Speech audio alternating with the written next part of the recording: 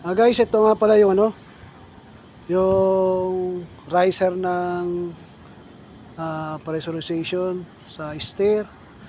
Ito yung may wire na siya. Ito yung pinipingan namin nakaraan. Siya, yan. Piping na siya papunta doon sa DDC. Itong DDC na to. Yan, sa blower na yan, may DDC yan. Ito DDC. Guys, meron na siyang wire galing dun sa riser pataas. Ito yung wire niya. Ito yung TF na 1.25. Tapos yung DDC namin na hindi pa naka-terminate. Ito yung supply ng DDC naka 24 volts step down galing dun sa kabila. Mag 220 siya, tapos paba siya ng 24 volts. Ito yung niya, diagram niya. Ito yung pinaka controller niya.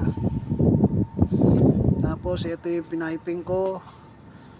Yan, ito yung papunta ng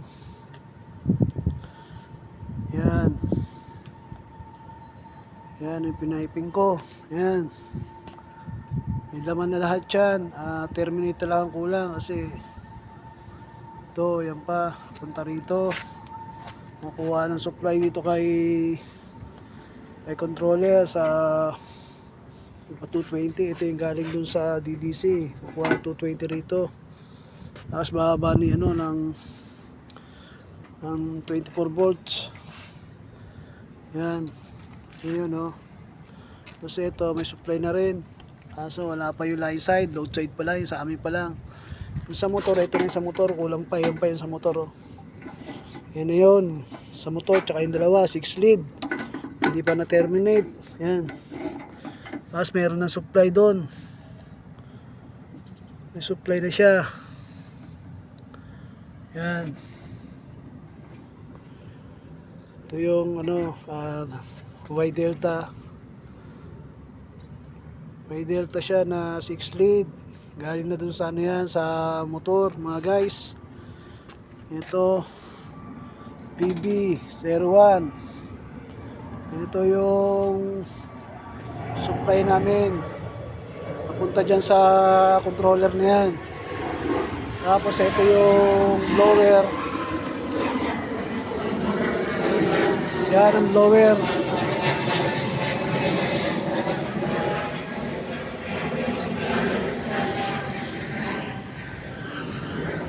Yan.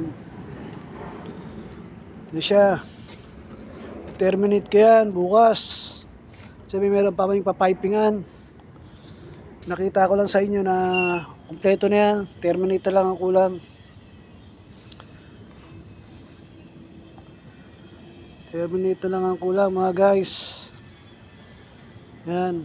Ito yung full box ako dyan kasi naka-riser yan. Yan. Umama doon sa pinaka-duct namin. Ginawa ko na lang ng paraan yan. Yan. Mga pala guys, sa roof deck na naman kami. Ito, meron pa rin mga controller dito. Yan, dalawa pa. Yan, dalawa pa yan. Ito, yan. Naka-terminate na rin yan, mga guys. Nandito na naman ako sa roof deck. Mainit. Yan. Yung pa, meron pang duct doon. Yan, sa kabila pa yan. Yung pa.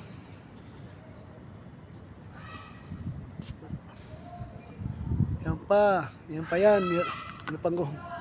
Meron pa kami diyang mga gagawin. Gusto. Yan